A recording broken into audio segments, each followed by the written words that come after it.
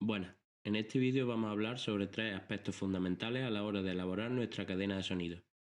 Estos aspectos son la estructura de ganancias, los crossovers, los procesadores de etapas de potencia, tanto en analógico como en digital.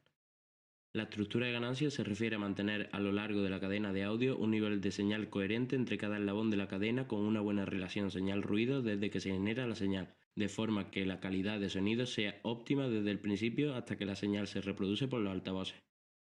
Por otro lado, en ocasiones contaremos con diferentes altavoces para reproducir una misma señal máster. Unos serán mejor para reproducir frecuencias graves, otros para las frecuencias medias y otros para las agudas. Para conseguir mayor nitidez en la reproducción de cada altavoz necesitaremos un crossover o divisor de frecuencias que se encargue de dividir la señal máster en varias partes o vías, y cada altavoz recibirá la vía o franja de frecuencias que mejor reproduzca, que es la vía o franja para la que fue diseñado. El último aspecto del que vamos a hablar son los procesadores de etapas de potencia, que pueden servir también para hacer la división del espectro de frecuencias de la señal máster. En nuestro caso, vamos a explicar estos aspectos con 4 supuestos diferentes para configurar nuestra cadena de sonido de la mejor forma posible. En el primer caso, suponemos que tenemos una fuente de sonido, ya sea un micrófono, música o lo que sea, conectada a una mesa de mezcla analógica como nuestra Soundcraft, un crossover analógico como nuestro DBX y dos altavoces activos, pero queremos reproducir las frecuencias más graves por uno y los medios y agudos por otro.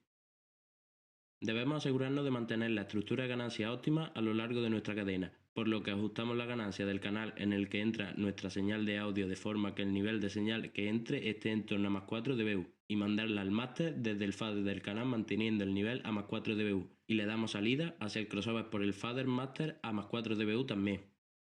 Así nos aseguramos que la señal entra al crossover con más 4 dBu y ahora procedemos a dividirla en dos vías. Una con la frecuencia grave hasta la frecuencia de corte, que será en 100 Hz, y la otra vía con la frecuencia de corte en 100 Hz también, pero cortando las que están por debajo. En el segundo supuesto contamos con una fuente como música, por ejemplo, un mezclador analógico, dos altavoces pasivos, uno de grave y otro de medio y agudo, y una etapa de potencia digital como nuestra iNuke, que tiene un procesador de etapa interno que controlaremos con su propio software desde un ordenador. Conectamos los equipos de la misma forma que en el primer caso, pero conectando la etapa digital a la salida máster del mezclador y los altavoces pasivos a la etapa.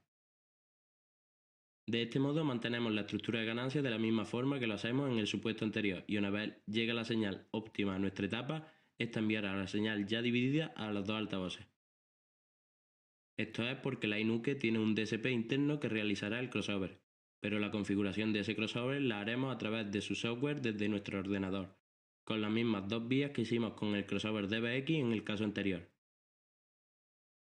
En el tercer supuesto contamos con una fuente cualquiera, una mesa de mezclas digital como nuestra Behringer X32, un altavoz activo de grave y otro de medio y agudo. En este caso solo tendríamos conectado a la mesa la fuente de sonido y los altavoces, que en este caso irán conectados a las salidas analógicas de la mesa 1 y 2. Con esta configuración debemos mantener la estructura de ganancias de la misma forma que en la mesa analógica, pero manteniendo el nivel de señal en torno a menos 18 dBFS, que sería similar a los más 4 dBu de la mesa analógica. Una vez cogemos la ganancia del canal donde entra la señal de nuestra fuente de sonido correctamente y la enviamos a menos 18 dBFS tanto al Mixbus 1 como al Mixbus 2, podemos realizar la división de frecuencias de la señal del Mixbus 1 y 2 desde la propia X32, que tiene también una función de crossover como la mayoría de mesas digitales. Después ruteamos los Mixbus a las salidas físicas 1 y 2 respectivamente y después enviamos cada vía a su altavoz correspondiente.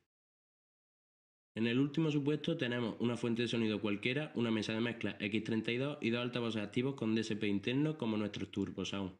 En este caso podemos enviar la señal máster desde la mesa a los TurboSound con una estructura de ganancia adecuada y configurar el DSP interno de los altavoces desde nuestro ordenador para que uno de ellos reproduzca, por ejemplo, la frecuencia desde 100 Hz hacia abajo y el otro la frecuencia desde 100 Hz hacia arriba.